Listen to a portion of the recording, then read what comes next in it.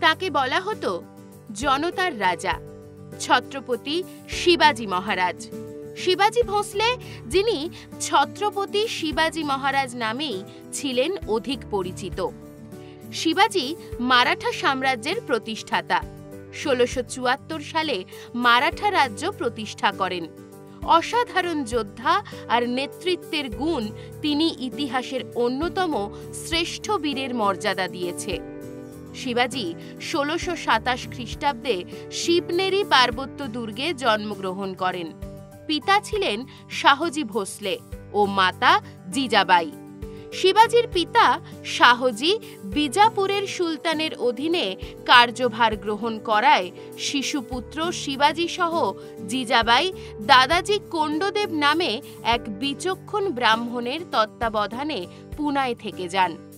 ধর্মপরায়ণ মায়ের প্রভাব শিবাজির জীবনে গভীর রেখাপাত করেছিল। মায়ের কাছে রামায়ণ ও মহাভারতের কাহিনী শুনে শিশুকালেই শিবাজির মনে বীরত্ব ও দেশপ্রেমের সঞ্চার হয়েছিল। বাল্যকালেই মহারাষ্ট্র দেশ সম্পর্কে এবং স্থানীয় পার্বত্য মাওয়ালি জনগোষ্ঠীর সাথে শিবাজির ঘনিষ্ঠ পরিচয় হয়। এই মাওয়ালিদের নিয়েই তিনি সর্বপ্রথম বিশ্বস্ত এক সেনাবাহিনী গড়ে তোলেন। শিবাজি প্রথম নৌবাহিনী থাকার প্রয়োজনীয়তা অনুভব করেছিলেন। উপকূল অঞ্চলে দুর্গ তৈরি করে আলাদা নৌবাহিনী গড়ে তোলেন। উদ্দেশ্য ছিল মহারাষ্ট্রের কঙ্কনের দিককে রক্ষা করা। আজও সেই অতীতের সাক্ষ্য বহন করে বিজয় দুর্গ, সিন্ধু দুর্গ সহ দুর্গগুলি। শিবাজিকে বলা হতো পাহাড়ি ইঁদুর।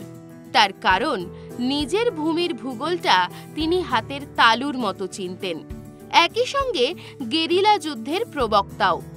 বাঘ নখ দিয়ে মুঘল সেনাপতি আফজাল খানকে হত্যা করেছিলেন ছত্রপতি শিবাজি মহারাজ।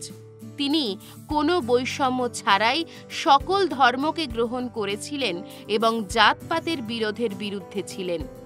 শিবাজি ছিলেন বহুমুখী প্রতিভার অধিকারী। সামান্য এক জায়গিরদারের অবহেলিত পুত্র শিবাজি নিজের প্রতিভা বলে স্বাধীন হিন্দু রাজ্যের প্রতিষ্ঠা করেছিলেন। তিনি শতধা বিভক্ত ও পারস্পরিক গোষ্ঠীদ্বন্দ্বে লিপ্ত মারাঠাদের জাতীয়তাবোধে উদ্বুদ্ধ করে এক শক্তিশালী ঐক্যবদ্ধ জাতিতে পরিণত করেছিলেন। তার শাসন নীতির লক্ষ্য ছিল ন্যায়পরায়ণতা ও উদারতা।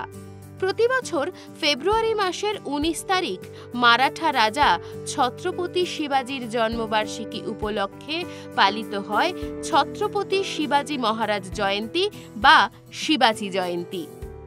মহারাষ্ট্রে দেওয়া হয় সরকারি ছুটি। ছত্রপতি শিবাজি মহারাজ জয়ন্তীতে জিও বাংলা জানায় বিনম্র শ্রদ্ধা ও প্রণাম। জয়তু শিবাজি।